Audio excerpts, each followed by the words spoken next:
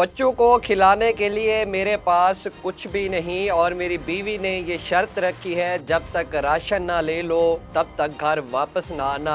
मुझे बताओ मैं क्या करूं, मैं किधर जाऊं, मैं किसके सामने हाथ फैलाऊं। इस शख्स की सोशल मीडिया के ऊपर एक वीडियो वायरल होती है जिसमें देखा जा सकता है, सुना जा सकता है, इस शख्स की बेबसी को देखा जा सकता है। ये शख्स कहता है कि मैं एक रिक्शा ड्राइवर हूँ और मेरे घर में सिर्फ़ एक रिक्शा है जो मेरा वहद ज़रिया है कमाने का, मगर वो रिक्शा पिछले कई माह से ख़राब हुआ पड़ा है। उसके टायर ख़राब हैं, उसका इंजन ख़राब है, बैठने की सीटें सारी ख़राब हो चुकी हैं, यहाँ तक कि रिक्शे का हैंडल भी ख़राब हो चुका है। मैंने रिश्तेदारों से कुछ उधारे पैसे माँगे, मैंने यार दोस्तों से कुछ उधारे पैसे माँगे, मैंने यहाँ तक कि मुख्तलिफ़ बैंकों में जाकर भी पैसे लेने की कोशिश की, लोन लेने की कोशिश की, लेकिन मेरा अपना घर नहीं है और अपना घर ना होने की वजह से मेरी कहीं से भी कोई इमदाद ना हुई और आखिरकार मेरे ऊपर ये नौबत आ गई कि मैं आपके पास आया हूँ।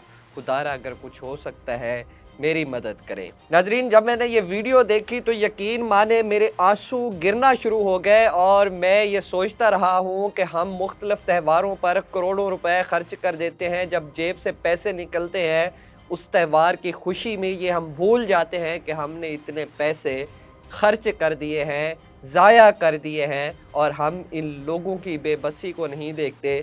ये हमारे मुआशरे की अक्कासी की एक वीडियो जो है वो सामने आई है कि बेतहाशा गलियों में, हमारे मोहल्लों में, हमारे हमसाए, हमारे रिश्तेदार, इस तरह की बहुत सारी फैमिलियाँ मौजूद हैं जो इतनी बेबस हैं। उनके घर में राशन के लिए कोई पैसे नहीं होते, कोई सामान नहीं होता, लेकिन हम यहाँ पर मुख्तलिफ़ त्योहारों पर, मुख्तलिफ़ इवेंट्स पर करोड़ों रुपए खर्च कर देते हैं।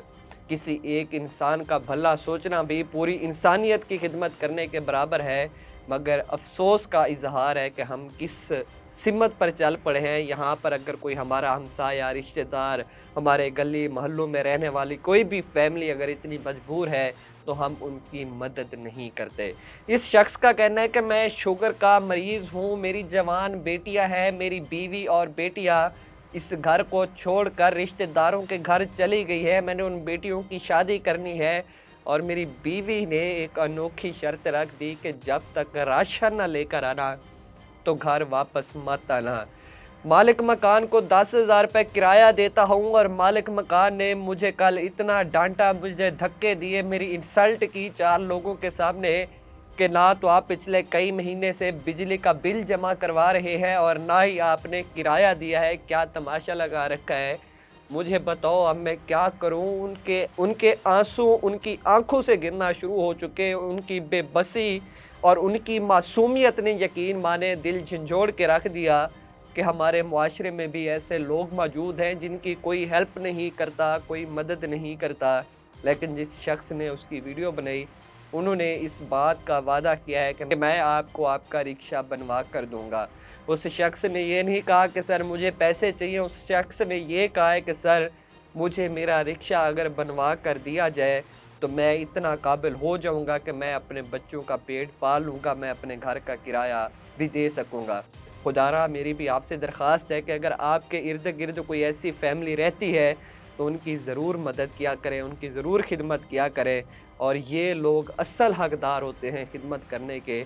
उस बेचारे ने कहाँ कहाँ तक के धक्के नहीं खाए, इवन के बैंकों में भी जाकर उन्होंने लोन लेने की कोशिश की, मगर अपने नाम पर कुछ भी ना होने की वजह से बैंक ने भी लोन देने से इनकार कर दिया।